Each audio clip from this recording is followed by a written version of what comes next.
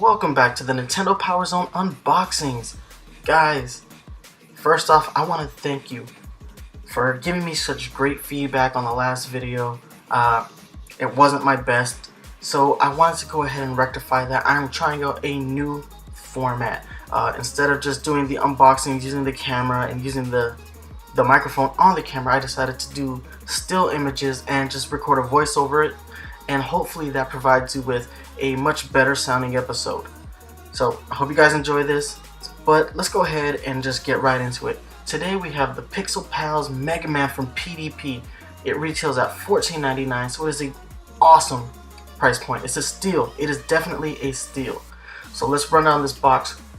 Over on the right hand side you see the Pixel Pals logo. Right under that you see the first edition sticker. Mega Man is number 2. Obviously we did Mario already. Moving on, you see the Mega Man name, the PDP logo, and all that goodness. It is a great way to present the box. I love the open display, you know, the window. It's a great way to look at a figure. But let's go ahead and move on to the other side of the box, alright? Alright, moving on to the other side of the box, you have your nice Pixel Pals logo at the top. Right under that you have the Mega Man logo, and directly under that you have a voice bubble that says "I light up." And right under that you have a picture of the Mega Man light off, and to the other side of that you have a picture of what it's supposed to look like on. Very cool way of displaying how this is supposed to work. Let's go ahead and get this thing turned over and look at the back of the box. Alright guys, here's the back of the box, and right off the bat you should notice an awesome picture of Mega Man charging right into battle. Right above him you have the Pixel Pals logo, and to the right of that the Mega Man logo. And right under that you have a blurb. Let's go ahead and read that real quick. First released in 1987, the Mega Man franchise continues to capture the hearts of classic gamers. Created by Capcom, Mega Man series has been featured in over 132 games on multiple systems and has sold over 30 million copies worldwide. With his classic blue armor and powerful Mega Buster, Mega Man is one of the video game industry's most recognizable characters. Alright, so I'm really feeling the back of this box. They did a really good job of putting this blurb together, having this great image, all of that. I love the fact that it lets you know that it does come with 2 AA batteries. I have my opinion on the batteries, but we're going to talk about that a little bit later. So let's just go ahead and turn this thing over one more time so we can see the other side of the box. Alright, so here's the last side of the box, and this is my favorite angle to look at this thing. So you have the Pixel Pals logo on the left hand side. Right above that you have the word bubble that says "I light up," but it looks like it's coming from the Pixel Pal Mega Man itself, so it looks very cool. You have the Mega Man font right there, and right at the bottom of the box you have the Capcom logo. So it looks very neat, very cool. I really want to get this bad boy unboxed, so let's just go ahead and rip this thing wide open, yeah? So we got this thing out of the box, and look at it. It looks perfect. If you're a fan of classic Mega Man, you know this pose. You know that this is really on point. PDP really stepped up their game when it came to this figure. It just looks so much like the Mega Man I grew up playing. Definitely in love with this 8-bit design, and I don't care what anybody says. 16-bit Mega Man is cool, but 8-bit Mega Man is the truth, straight up the truth. Love these games, some of the hardest games I ever played as a kid, and I'm just really glad to see some awesome classic Mega Man representation. There's not a lot of it. In fact, it's almost a shame that the best representation of classic Mega Man in the last few years came from Smash Brothers. Nintendo really put a lot of homage in representing Mega Man, and I just wish Capcom would treat Mega Man with the same respect. But that's neither here nor there. We're talking about the Pixel Pals figure, and I just love it. It is perfect. Let's go ahead and move on to the side of this figure, because this is where we're going to start noticing there is a complete loss of detail. So here is the side of the figure, and as you can tell, it's completely black. It is not a good look. The border that they used to give Mega Man that like perfect black outline, it's just, when you turn it over, it just doesn't look the way it should. Thankfully, you're only supposed to display these figures from the front, but it would be nice to have a little bit more detail in the size of these figures. let's go ahead and just roll on over to the back real quick. Alright, here's the back of the figure. Again, not a lot of detail, but you have your key components here. You have your on and off switch near the top, dead in the center. You have your the back of the cap for the battery, so you have your Pixel Pals logo on that. You have a Mega Man sticker with the Capcom logo under it, and right under that you have the PDP logo embossed into the backing of the battery.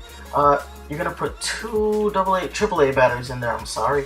And they're supposed to last about 20 hours. This is something I'm not really going to put to the test because I don't like replacing batteries. I hate it. I hate replacing batteries on electronics, and I really wish that this figure had a USB plug-in similar to the question block light from PowerZone and the Pac-Man Ghost light from PowerZone. We're going to bring those out for the comparison time so you can see the differences between the two. Again, it's a damn shame to lose all that detail. I really wish whatever they had done to the front of the figure, they had done on the back, because it would have been cool to be able to display it from, you know, to a different viewing angle. So it's not a deal breaker, but it's just something I really wish they threw in there. I guess they really wanted to keep the cost cheap. $14.99 again is the retail price, so I guess if they had gone all out, done multiple angles, it would have cost a lot more to light a figure up like that. So we're just gonna have to take it for what it is. It's not a deal breaker again. I still like it, but I just want a little bit more detail. Definitely not gonna get it, but it is what it is. But guys, this is a light. So what I have to do now is I need to cut these lights off, and I need to show you what this thing looks like lit, because it is super clean. Alright, so it's out of the box. It's dark, and look how bright this PDP figure is. It is perfect. Mega Man is on point. It looks like he's charging up a shot. It is so freaking bright. In the last video, I underestimated how bright these things were because I had a little bit of daylight coming in the last video, but seeing it here in complete darkness, I can't believe how bright it looks and how clean it looks. It is beautiful. It has this nice blue glow. The eyes look perfect. Everything about this looks amazing in the dark. I am pleased with this figure. It looks amazing. I'm just so thoroughly impressed at how bright this figure is and how neat it looks.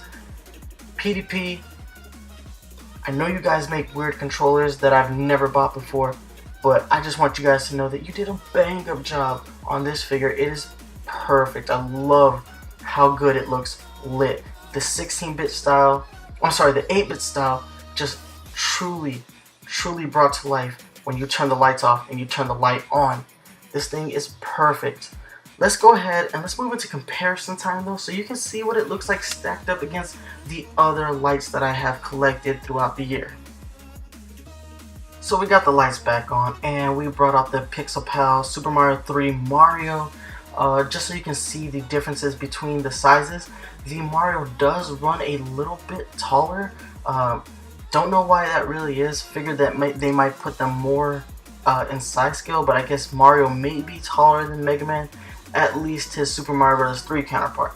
They both look very cool standing side by side. Let's go ahead and get the lights cut out so you can see this thing in the dark. We got the lights cut out, and look at how clean this is. They're both so bright. It just looks so neat. I love the fact that they both can stand out as individual figures. They don't look at all the same. I mean, they both are pixelated, but they don't look the same at all. It's a testament to how true PDP went as far as the design. They really stayed on point with those classic designs, and you can tell, you can see it right here, especially with the lights off. It's even more pronounced when the lights are off. Love it. Let's go ahead and move on. Let's go ahead and bring out some more of the lights that I have. We're going to bring out the Pac-Man Ghost, and we're going to bring out the coin box. So what you're seeing right now is the PowerZone Pac-Man Ghost and the PowerZone Super Mario question block light. Both of these are amazing products. PowerZone really went above and beyond making these things cool. But what you should see are two cables that are connecting the Pac-Man Ghost and the coin block light. Both of these things do accept batteries, but the thing that I love most about them is that they use USBs to plug into, so you don't have to go through the effort of replacing batteries, which is the thing I hate most about these PDP Pixel Pals figures, is that they do not use anything other than true AAA batteries. It's not an ideal way to have lights like this, because you're going to have to keep replacing these batteries, maybe not as frequently as I may think, but I definitely don't want to have to keep taking the risk. They're such a cool little centerpiece that I hate to have to change the batteries constantly on them. They truly stand out even among these great lights by PowerZone, which prides itself in producing higher quality products for the household. Guys, let's go ahead and cut the lights off one more time so you can see how awesome all these things look together in the dark. Okay guys, we got the lights off, and there you see all four of the lights beaming right now. They're just looking so clean. The Pac-Man Ghost lit, Mega Man lit, Mario lit, and the question block light lit. All of them producing pretty bright lights. They're not the brightest lights that most people would want to display in their homes, but these go great in a game room, especially if you're a gamer who likes to play with the lights low.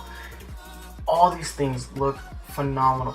I think what I like the most about the Pixel Pals is how much they truly manage to stand out among higher quality products. They stand up. They hold their own. They're very bright in their own regard.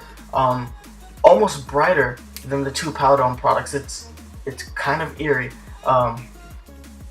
These are amazing. I do want to point out that the PowerZone Ghost and the PowerZone question block light, they have additional features. The Pac-Man Ghost has a strobe feature, so you can't really see it in this image, but it does cycle through colors via LED strips. And the question block light actually makes this noise when you press down on it. You get the classic coin sound from Mario. The Pixel Pals have no additional functionality. It's a bummer, but you know, at the price that they retail, you can't complain that much. They really do a good job of just really looking amazing. So, you know, again, shout out to PDP for making great looking figures. I didn't think they had it in them. Like I said, I only know PDP for making very odd, colorful light up controllers. So it's very cool to see them try their hand at something like this. Guys, let's go ahead and move into score time, because I think you gotta know whether or not this is worth a place in your game room.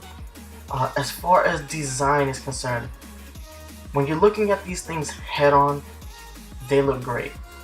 Mega Man, I think, looks super clean. The blues look great. The lighter blues really stand out, especially when lit. You notice all these cool little features. As far as the design on the front, I'm gonna give it a 7. Once you start turning this thing, you start losing all this great detail, so I can't give it a perfect 10. I just can't.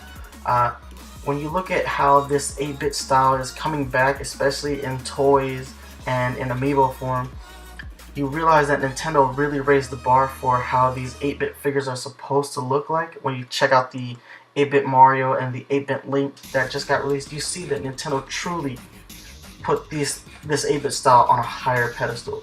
I'm glad these exist though. I could not imagine my game room without these things now that I have them, so ecstatic to see them in my collection.